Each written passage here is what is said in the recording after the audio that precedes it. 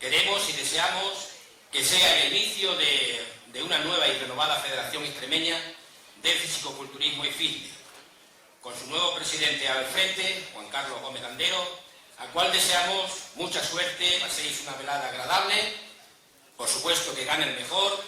Nada más, gracias, bienvenidos a todos y comenzamos. Vamos a dar y pasar la palabra a nuestro presidente de la Federación, Juan Carlos Gómez Landero.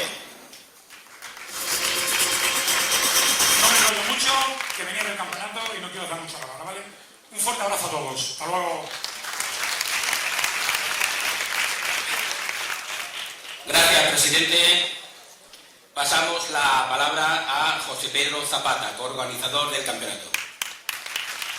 Algo muy importante. Seguramente no lo vamos a ver, pero por aquí, esta tarde en el escenario, va a estar posando seguramente alguien que lo hacía con mucha elegancia. Un aplauso para Álvaro Hernández Nieto. Bueno, muy buenas tardes.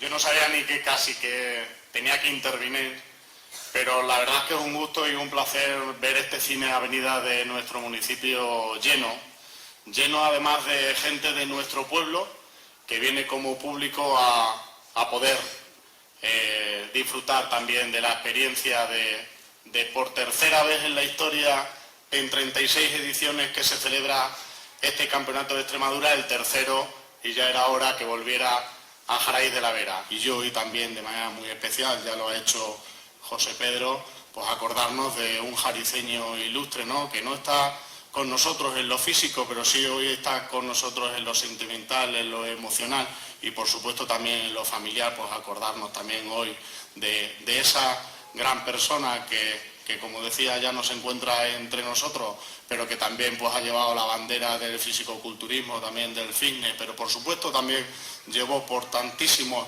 lugares la bandera de Jaraíz de la Vera en nuestro municipio, así que un fuerte aplauso y un grato recuerdo a Álvaro. Pido, por favor, que suban los familiares de Álvaro Hernández, así como a Arantxa, Óscar Timón y Picapiedra. Si sois tan amables de subir, por favor.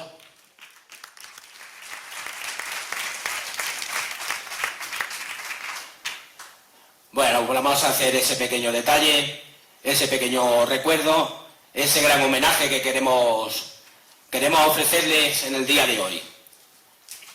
Un fuerte aplauso. Álvaro, este campeonato, estés donde estés, va por ti.